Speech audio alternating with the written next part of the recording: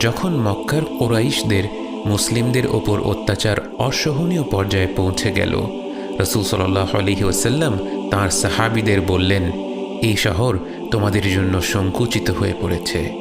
তোমরা যারা চাও তারা আল হাবাশাতে অর্থাৎ অ্যাবিসিনিয়াতে হিজরত করতে পারো। সেখানে একজন খ্রিস্টান রাজা আছে, যে একজন ন্যায়পরায়ণ শাসক। সে তোমাদেরকে তোমাদের দিন পালনে বাধা দেবে না। নবীজি সাল্লাল্লাহু আলাইহি ওয়াসাল্লাম নবুয়ত লাভের ৩য় বছর থেকে জনসমক্ষে ইসলামের আহ্বান জানাতে আরম্ভ করেন। আর অ্যাবিসিনিয়াতে হিজরতের আলোচনা আরম্ভ হল নবুয়তের ৫ম বছরের রজব মাসে, অর্থাৎ প্রকাশ্য দাওয়ার মাত্র ১.৫ বছরের মাথায় পরিস্থিতি এত কষ্টকর হয়ে গিয়েছিল যে মুসলিমদেরকে হিজরতের কথা ভাবতে হয়। নবীজি সাল্লাল্লাহু আলাইহি ওয়াসাল্লামের পরামর্শে ১৫ জন সাহাবী, যাদের মধ্যে ১১ জন ছিলেন পুরুষ এবং ৪ জন নারী, অ্যাবিসিনিয়াতে যাওয়ার জন্য প্রস্তুত হলেন, যাদের মধ্যে ছিলেন উসমান বিন আফফান রাদিয়াল্লাহু আনহু, তাঁর স্ত্রী নবীজি সাল্লাল্লাহু আলাইহি ওয়াসাল্লামের কন্যা রুকাইয়াহ রাদিয়াল্লাহু আনহা, আব্দুর রহমান ইবনে আউফ, উসমান বিন মাজউন, জুবাইর বিন আল আওয়াম, মুসআব বিন উমাইর, আবু সালামাহ, উম্মে সালামাহ ইত্যাদি রাদিয়াল্লাহু আনহুম। লক্ষণীয় বিষয় হল, যারা এবারে হিজরত করেছেন তাদের বেশিরভাগই ছিলেন অর্থনৈতিকভাবে স্বাবলম্বী।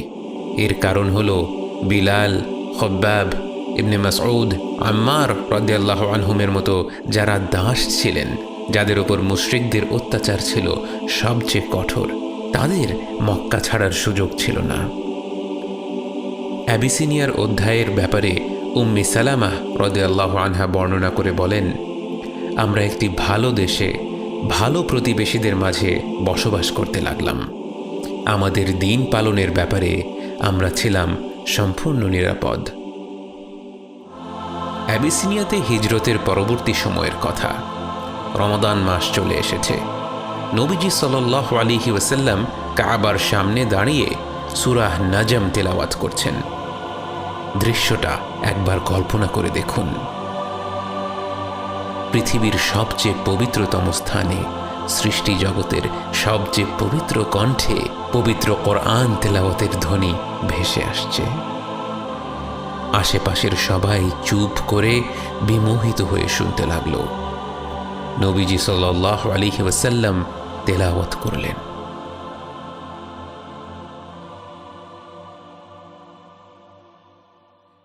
والنجم إذا هوى ما ضل صاحبكم وما غوى وما ينطق عن الهوى إن هو إلا وحي يوحى علمه شديد القوى ذو مرة فاستوى وهو بالأفق الأعلى ثم دنا فتدلى فكان قاب قوسين أو أدنى فأوحى إلى عبده ما أوحى ما كذب الفؤاد ما رأى أفتمارونه على ما يرى কসম নক্ষত্রের, যখন তা অস্ত যায়, তোমাদের সঙ্গী পথভ্রষ্ট হয়নি এবং বিপথগামীও হয়নি, আর সে মন গড়া কথা বলে না। যা তার কাছে নাজিল করা হয় তা ওয়াহি ছাড়া আর কিছুই নয়। তাকে শিক্ষা দিয়েছে প্রবল শক্তিধর প্রজ্ঞাসম্পন্ন একজন। সে নিজ আকৃতিতে স্থির হয়েছিল, আর সে ছিল ঊর্ধ্ব দিগন্তে। তারপর সে নিকটবর্তী হল, অতঃপর আরও কাছে এলো। তখন সে নৈকট্য ছিল 2 ধনুকের পরিমাণ অথবা তারও কম। অতঃপর তিনি তাঁর বান্দার প্রতি যা ওয়াহি করার তা ওয়াহি করলেন। দৃষ্টি যা দেখল, মন তার মধ্যে মিথ্যা সংমিশ্রিত করল না। সে যা দেখেছে সে সম্পর্কে তোমরা কি তার সাথে বিতর্ক করবে? এভাবে করে নবীজি সাল্লাল্লাহু আলাইহি ওয়াসাল্লাম তেলাওয়াত করতে থাকলেন এবং সূরাটির শেষ পর্যন্ত তেলাওয়াত করলেন। সূরাটির শেষ আয়াতটি হল সেজদার আয়াত। সূরাটির মূল বক্তব্যের প্রভাব এতটা প্রবল ছিল এবং নবীজি সাল্লাল্লাহু আলাইহি ওয়াসাল্লামের তেলাওয়াত এত মনোমুগ্ধকর ছিল যে কাবা ঘরকে ঘিরে মুসলিম মুশরিক প্রতিটি মানুষ তার প্রতিটি উচ্চারণে বিমগ্ন হয়ে একনিষ্ঠভাবে মনোযোগ দিয়ে শুনছিল। এবং যখন তিনি সাল্লাল্লাহু আলাইহি ওয়াসাল্লাম সেজদার আয়াত তিলাওয়াত করলেন, আশেপাশের সবাই তার সাথে সাথে সেজদায় চলে গেল। সুবহানাল্লাহ, কি অপরূপ ছিল সেই মুহূর্তটি, কতটা শক্তিশালী আল্লাহর পবিত্র কালাম। ঘটনাটি যথেষ্ট বিস্ময়কর হলেও যখন ঘটনাটির গল্প চারিদিকে ছড়িয়ে পড়তে লাগলো, তখন কিছু মানুষ সত্যের সাথে কিছুটা বাড়িয়ে বলতে লাগলো। এর ফলে ঘটনাটির বর্ণনা যখন সুদূর অ্যাবিসিনিয়াতে পৌঁছল, সেখানে অবস্থানরত সাহাবীরা জানতে পারলেন মক্কায় নাকি সবাই ইসলাম গ্রহণ করে ফেলেছে। বাস্তবে তারা নবীজি সাল্লাল্লাহু আলাইহি ওয়াসাল্লামের তেলাওয়াতে মুগ্ধ হয়ে আল্লাহর কালামে প্রভাবিত হয়ে সেই মুহূর্তে নবীজি সাল্লাল্লাহু আলাইহি ওয়াসাল্লামের সাথে সাথে সেজদায় চলে গিয়েছিল। কিন্তু তাদের মধ্যে যারা মুশরিক ছিল তারা ইসলাম গ্রহণ করেনি। মক্কার মুশরিকদের সম্পর্কে এই ভুল তথ্য শুনে অ্যাবিসিনিয়ায় বসবাসরত সাহাবীরা অতি আনন্দিত হয়ে গেলেন এবং তাদের প্রিয় মাতৃভূমিতে ফিরে যাওয়ার সিদ্ধান্ত নিলেন। তারা যখন মক্কার নিকটে পৌঁছলেন, তখন একটি কাফেলার যাত্রীদের কাছ থেকে তারা জানতে পারলেন যে তাদের কাছে ভুল তথ্য পৌঁছেছিল। মক্কার সবাই ইসলাম গ্রহণ করেননি, কিন্তু প্রিয় মক্কার এতটা কাছে এসে তারা যুক্তিসঙ্গতভাবে সিদ্ধান্ত নিতে পারলেন না। তাদের মনে হলো হয়তো কাফেলার যাত্রীরাই ভুল বলছে, হয়তো তাদের মক্কায় প্রবেশ করাই শ্রেয় হবে। তখনকার যুগে নাগরিকত্বের নিয়ম ছিল যার যার বংশের নিরাপত্তার ভিত্তিতে প্রতিষ্ঠিত। যে ব্যক্তি তার ভূমি ছেড়ে চলে গেল, তার বংশ ছেড়ে চলে গেল, সে যেন তার নাগরিকত্ব পরিত্যাগ করল। অনেকটা বর্তমান সময়ে কোনো ব্যক্তি তার পাসপোর্ট পরিত্যাগ করার মতো।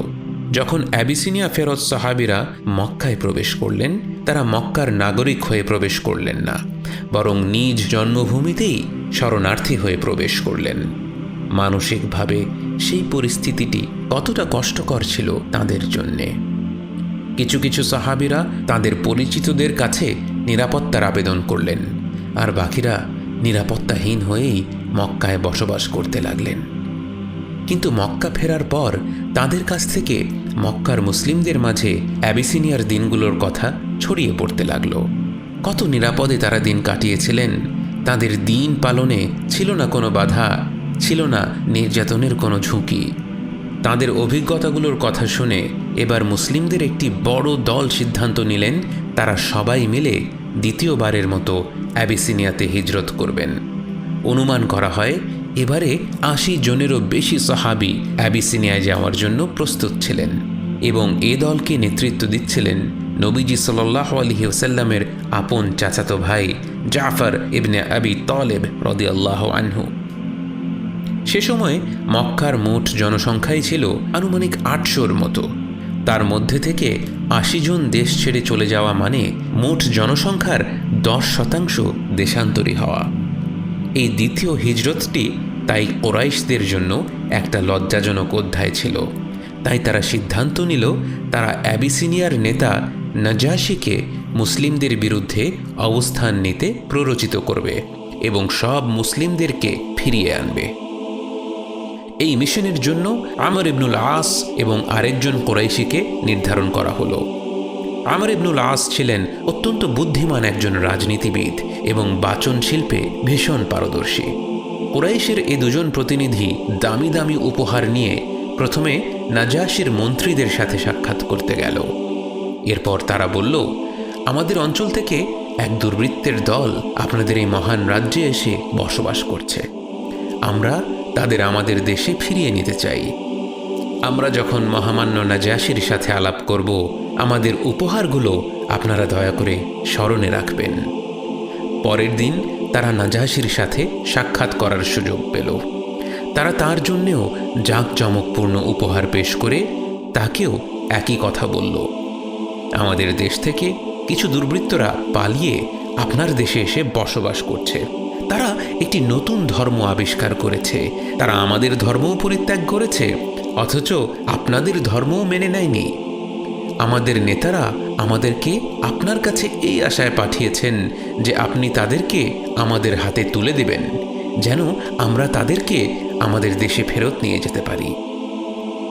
অতঃপর যে মন্ত্রীদের তারা আগের রাতেই হাত করে রেখেছিল, তারা এবার এগিয়ে এসে নাজাশিকে উদ্দেশ্য করে বলল, হে মহান নেতা, তারা যা বলছে ঠিকই বলছে।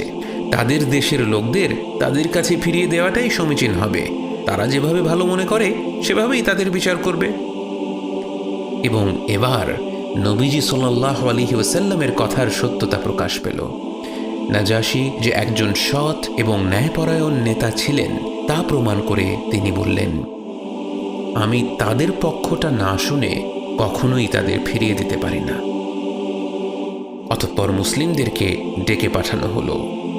প্রথমে স্বাভাবিকভাবেই সাহাবীরা ভয় পেলেন, কিন্তু জাফর ইবনে আবি তালিব রাদিয়াল্লাহু আনহু বললেন, আমরা সত্যি কথাটাই বলবো এবং যা নবীজি সাল্লাল্লাহু আলাইহি ওয়াসাল্লাম আমাদের বলতে বলেছেন তাই বলবো।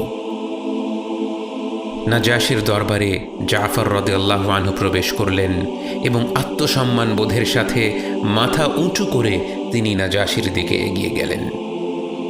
নাজাশির মন্ত্রীরা আবারও একটা সুযোগ পেল। তাদের মধ্যে থেকে একজন কড়া গলায় বলে উঠল, তোমার সাহস হলো কিভাবে আমাদের মহান নেতার দরবারে মাথা নত না করে প্রবেশ করার? জাফর রাদিয়াল্লাহু আনহু শান্তভাবে উত্তর দিলেন, আমাদের নবী সাল্লাল্লাহু আলাইহি ওয়াসাল্লাম আমাদের আদেশ করেছেন আমরা একমাত্র আমাদের রবের প্রতি মাথা নত করতে পারি। আর নাজাশি এবার কৌতূহল নিয়ে প্রশ্ন করলেন, আমাকে বলো তো, তোমাদের এই নতুন ধর্মটা আসলে কি এবং কেনই বা তোমরা তোমাদের বাপদাদাদের ধর্ম পরিত্যাগ করলে, অথচ এরপর তোমরা খ্রিস্টানও হলে না, আবার ইহুদিও হলে না? এই প্রশ্নের মুখে জাফর রাদিয়াল্লাহু আনহু এত চমৎকার একটি উত্তর দিলেন যা ইসলামের ইতিহাসে চিরকালের জন্য স্বর্ণাক্ষরে সংরক্ষণ করা হয়েছে। তিনি বললেন, মহামান্য নাজাশি, আমরা অজ্ঞতায় ডুবে থাকা এক জাতি ছিলাম। আমরা মূর্তি পূজা করতাম আর মরা পশুর মাংস খেতাম। আমরা নানা ধরনের খারাপ কাজে লিপ্ত হতাম, পারিবারিক সম্পর্ক ছিন্ন করতাম, প্রতিবেশীদের সাথে ঝগড়া করতাম এবং আমাদের মধ্যে যারা শক্তিশালী ছিল তারা দুর্বলদের অত্যাচার করত। আমরা এমন পরিস্থিতিতেই ছিলাম যতক্ষণ পর্যন্ত না আল্লাহ তাআলা আমাদের মাঝে এক নবী পাঠালেন। এই নবী আমাদের সবার পরিচিত, তিনি আমাদেরই একজন ছিলেন। আমরা তার ঘর, তার বংশ পরিচয় সব জানতাম এবং এও জানতাম যে তিনি তার জীবনে একটি মিথ্যে কথাও বলেননি। তিনি আমাদের আহ্বান জানালেন এক আল্লাহর উপর বিশ্বাস করতে এবং মূর্তি পূজা ত্যাগ করতে। তিনি আহ্বান জানালেন আমাদের পূর্বপুরুষদের প্রথা পরিত্যাগ করতে, ইট পাথরের তৈরি মূর্তি পূজা করা পরিত্যাগ করতে। তিনি আমাদের আদেশ করলেন সদা সত্য কথা বলতে, অঙ্গীকার পূর্ণ করতে, আত্মীয়তার সম্পর্ক বজায় রাখতে, প্রতিবেশীদের সাথে সুন্দর আচরণ করতে এবং সব ধরনের মন্দ কাজ থেকে দূরে থাকতে, রক্ত না ঝরাতে, সততার সাথে সাক্ষী দিতে, এতিমের সম্পত্তি দখল না করতে, অন্যকে জিনার অভিযোগ না করতে, একমাত্র আল্লাহর ইবাদত করতে এবং তার সাথে কাউকে শরীক না করতে, সালাত আদায় করতে, রোজা রাখতে এবং দান সদকা করতে। তাই আমরা তাকে বিশ্বাস করলাম, তার অনুসরণ করলাম, তার কথার উপর ঈমান আনলাম এবং একমাত্র আল্লাহর ইবাদত করলাম এবং তিনি আমাদের জন্য যা কিছু নিষিদ্ধ করেছেন তা নিজেদের জন্য নিষিদ্ধ করলাম এবং যা করার অনুমতি দিয়েছেন তা নিজেদের জন্য হালাল করে নিলাম। কিন্তু আমাদের আপনজনেরাই আমাদের বিরোধিতা করল, আমাদের ঘৃণা করল, অত্যাচার করল, শাস্তি দিল এবং আমাদেরকে মূর্তি পূজায় ফিরে নেওয়ার জন্য বাধ্য করার চেষ্টা করল। তারা আমাদের প্রতি নানা ধরনের অন্যায় অনাচার করল এবং আমাদের জীবনকে অতিষ্ঠ করে তুলল। তারা আমাদেরকে আমাদের মতো থাকতে দিল না। তাই আমরা বাধ্য হলাম আপনার এই রাষ্ট্রে হিজরত করতে। আমরা সকল নেতাদের মধ্যে থেকে আপনার উপরই আস্থা রাখলাম এবং আমরা আপনার উদারতা ও আতিথেয়তার পানে চেয়ে আপনার উপর ভরসা করে এই আশা করে আছি, হে মহান নাজাশী, যে এই ভূমিতে আমাদের প্রতি অন্যায় করা হবে না।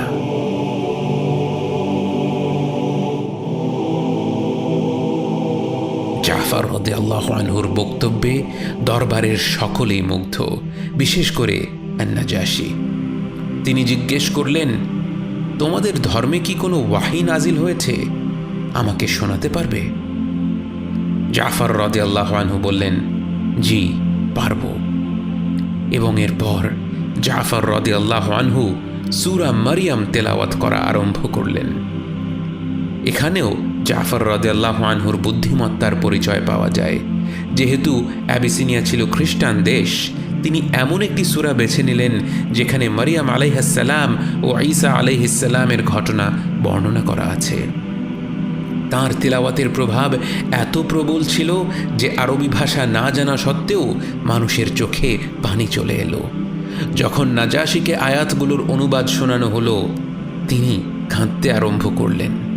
এরপর তিনি বললেন, আমি আল্লাহর কসম খেয়ে বলছি, এই তেলাওয়াত, এই পবিত্র বাণী সেই ঝর্ণা থেকেই বয়ে এসেছে যেখান থেকে বয়ে এসেছিল মূসা আলাইহিস সালাম ও ঈসা আলাইহিস সালামের ওপর নাজিলকৃত বাণী।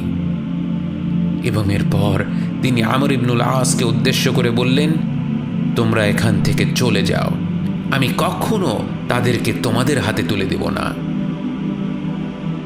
কুরাইশ থেকে আগত কূটনৈতিক দল হতাশ হয়ে ফিরে যেতে লাগলো, কিন্তু আমর ইবনুল আস বললেন, আমার মাথায় একটা বুদ্ধি আছে, আমি কালকে একটা শেষ চেষ্টা করে দেখব।